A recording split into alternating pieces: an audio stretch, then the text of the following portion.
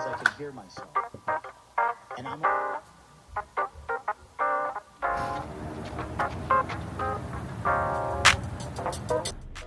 So, where do I begin? Let me be really honest with you guys. March has been the toughest month of my life.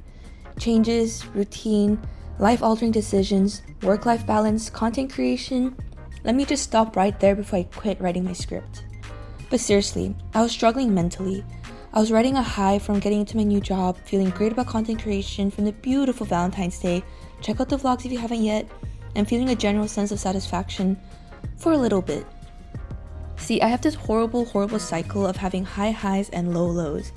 My emotions aren't like the usual people's emotions. I am officially diagnosed with PTSD on account of my insane childhood. Creating kids rise up and feel me, and the feeling of happiness feels very undeserving. In a way, when I feel joy, I also feel an equal measure of dread because I know my low is coming up soon. And bam, right on time, my depression and self-doubt started creeping in. My depression cycle looks like this.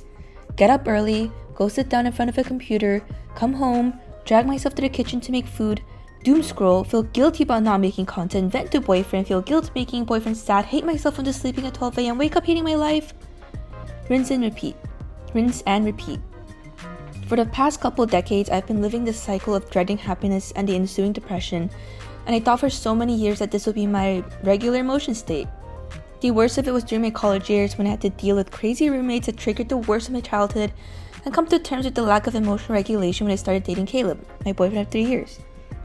I went to therapy for a couple sessions, and that's when I got diagnosed. Although the solutions worked, it felt like I already knew what the problem was. I just don't know how to make it routine, how to make it feel like I'm doing it organically. It's complicated. Just acknowledging the fact that I was damaged and needed therapy felt like an injustice. Why did I have to deal with trauma that I never ever had, and why was it inflicted by the people I loved most? As I got older, the buffer on my real identity in my past became spongier. I didn't want my identity to be one of family drama, the girl that never really got over it, the girlfriend that broke at every stress fracture. I turned to cooking to reconnect myself with the best parts of my childhood and to deal with the homesickness I felt while living in California. It also gave me a great deal of pleasure because cooking gave me transparency of what I can choose and control to put in my body. Last year I also made the financially horrible decision to move into a studio to experience true independence. It's actually been one of the toughest but most freeing part of my life. And also, spoiler warning, I managed to pay off the rent by myself. A lot of the expenses like groceries, gas, my boyfriend pays for, which I am extremely privileged to be in a place to say that, and my parents did help me a lot with the deposit. And I just want to say that before I continue. But living in a studio showed me that I could do anything that I wanted, but it also came with conditions, something that I'm still learning to deal with. You'll see throughout this video and in my channel that I'm horrible at compromising, and I love having my cake and eating too. It is fun to create a life of my own, but slowly the loneliness caught up with me. I felt scared to go out alone and run errands right after work, and all my friends moved away and I felt like a failure for not having friends. Sometimes the thought of who is going to be my bridesmaid scares the crap out of me, and it still does. But moments like these, where I can make a mess in the kitchen, experience the joy of creation, and enjoying my hobbies in peace without any judgment, is truly rewarding, and I'm learning to let myself enjoy every bit of it. And yeah, even if that means more dishes and having to deal with less than stellar lunch because I overseasoned it, I would choose this road over and over again in a heartbeat. And I don't know. My only advice, if you even really want my advice at this point, is let yourself be yourself.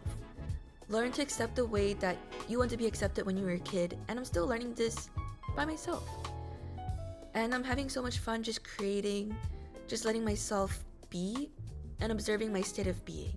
And that's how I've been living so far.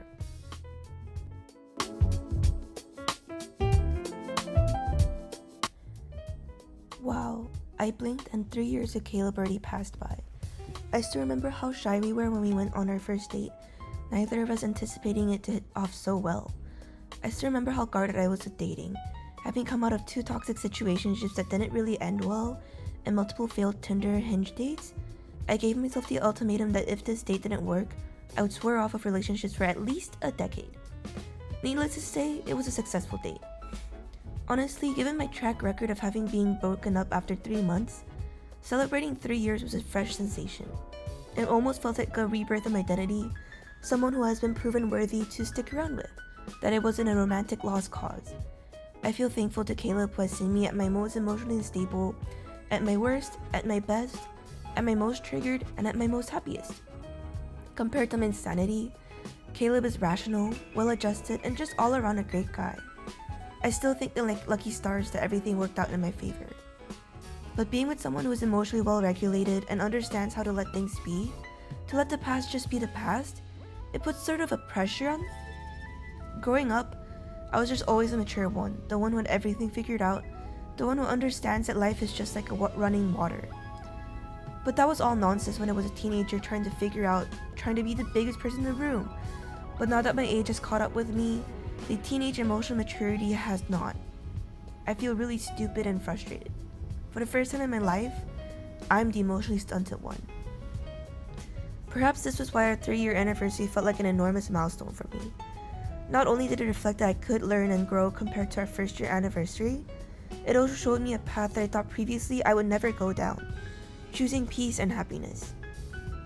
The irony of being raised in an unstable environment is that you crave stability and you crave normalcy and peace, but you end up recreating the environment you feel most familiar with, which is chaos. I chose certain people to be in my life because I liked that they showed me what I knew, which is being surrounded by drama, by toxic overachievers that made everyone else feel small. By choosing to work on myself every day, to become the partner every day that I knew Caleb deserved, it was a hard path to self-improvement. Every day I have to actively choose to try and keep myself afloat, and honestly, Caleb's encouragement and brightness always guides me down that amazing path. But to first walk down that path, I have to accept that working on myself is natural, that it's okay to have more to work on than the average person, that there's a difference between discipline and self-flagellation. Sometimes I feel like I take it a little too hard on myself for being insane, for having moments of depression that I couldn't predict. And even though Caleb says it's okay that, everyone gets sad sometimes, I can't help but beat myself up repeatedly. And I think this is why content creation, like recording videos and processing emotions that I've had while filming, helps me with that. It helps me reflect that I'm capable of having joy, of experiencing happiness, that I deserve to have these peaceful moments. And I'm so grateful that I could record at this beautiful cafe date we had together. Together, we carved a small place in the world that we could belong in, a world where we understand each other. With a long road to my own rediscovery of my identity, I decided on 3 things. 1, I would start keeping my word. Normal just saying and not doing, action would take place. That also includes just posting content if you like it, recording moments instead of thinking, oh my gosh, I wish I had my camera. 2, I would be the person that I love, not the person I think people would love. I think a lot of the times I go down this rabbit hole of, am I the person that Caleb loves? Am I the person that Caleb would choose to love every day, even though I'm being difficult? And I think I need to reframe that thinking. Growing up trying to fit everyone's expectations weighed me down, and at the end of the day, the only opinion that matters is if I had a good day. And today, on this 3-year anniversary, I can proudly say that I had the most amazing day. Just celebrating our love, seeing how far we've come together, how much we've glowed up together, how much we've achieved together. Caleb started jiu-jitsu and won 3rd place for his first competition. And I finally have a job that I'm proud to be a part of, and I finally have a channel where my channel is steadily growing. And I hope to keep the snapshot in time. And 3rd, I would start making my own wishes come true. And that's why I got cats.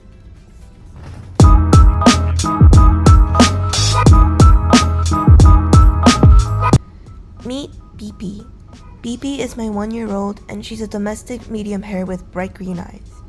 She has a little small dot right on her right eye, and she's pretty much my shadow. In the shelter I adopted her from, her name was Lady, but seeing how much she just beeps for attention and pets, I know we had to name her BP. Her full name is officially BP Lady Park. And while I'm typing my script, she's waving her tail in my face and bunting me for attention. Her fur is just absolutely everywhere, on my laptop, my bed, and I know getting black cats with white sheets is asking for it, but I didn't expect how much she would shed. And I'm so proud of her because she warmed up so fast despite being shy on the first day and hiding under my bed. And on the first day of getting her, she actually jumped up to sleep on my feet and kicked me out of my own bed. Meet Boba. Boba is my troublesome 2-year-old, and she's a domestic shorthair with brilliant green eyes. She has like a little star around one of her eyes, and the way I differentiate between BP and Boba is that her face is much rounder, and another thing is that she doesn't follow me around. She also, when she loafs up, she looks like a bowling pin or one of those Greek vases. She loves food, and she takes up all of my upper spaces like my tables, my kitchen counters, and she gets into trouble for that regularly, and she's very moody. Her name at the shelter is Rosie, so her full name is Boba Rosie Park. She is very touch aversive and only accepts pets on her terms. And she hunts like crazy. She has beef with this one ball, and when she catches it, trust me, you will hear her. Now, my dear viewer, you might be asking yourself, how and why did you adopt them so suddenly? Did you have any thought beforehand? Let me preface with this. I knew that I wanted cats maybe in a couple years or so, but I never really felt prepared. I never knew that, oh, is there a proper time for me to get cats? But the past week, feeling so depressed about coming home to an empty house, to being so lonely, and having this cycle of unhappiness of not finding joy within my own home, I knew something had to change. So I walked into PetSmart, and the first PetSmart was closed. So I felt like it was an omen that maybe I shouldn't have something at my home. But the second PetSmart I went to, I went straight for the cat adoption center just to look at some cats, release some dopamine. But I saw these 2 cats that just looked like they knew what I was going through. That they were also sad, that they needed something to keep them going instead of being at this noisy shelter. And that's why I adopted them. That story is another video in itself, but after adopting them, I could safely say that my life has changed for so much better. They've given me the routine that I knew I needed. They've given me love and acceptance on the days where I couldn't really show up for myself. They know my patterns, they understand my moods, and maybe because we're all female in this house, they know it when I'm going through it emotionally. I've officially had them for 19 days, and they're the best cats I've ever known. They are so cute, and I'm so shocked at how quickly they've warmed up to me. Honestly, I thought they would still be hiding underneath my bed at this stage, but they're so wonderfully well adjusted. They were so hands off, and the only thing they really beg for is food in the mornings. One thing that I wanted to talk about is how having cats is a blessing. They're such intelligent and interesting creatures that depend on routine, and they make me become more routine to show up for myself every day. And thanks to them, I've been way more social because I want to show them off to all of my friends. So, to wrap things up, that was March. Difficult, spontaneous, overwhelming, but somehow exactly what I needed. I've been posting for a little while now, and I realized I've never really officially introduced myself. You've seen my life, but you don't really know who I am, and honestly, I'm figuring that out too, and I can't wait for you guys to see me on my journey. So what's coming next? A proper introduction of me, of my cats, and just telling you what I'm doing and what I'm building and what I started this channel in the first place. So subscribe if you want to follow along because I promise things are just getting started. And keep an eye on BB and Boba. They're going to be a whole thing. I love you guys. Have a great day, and I'll see you soon.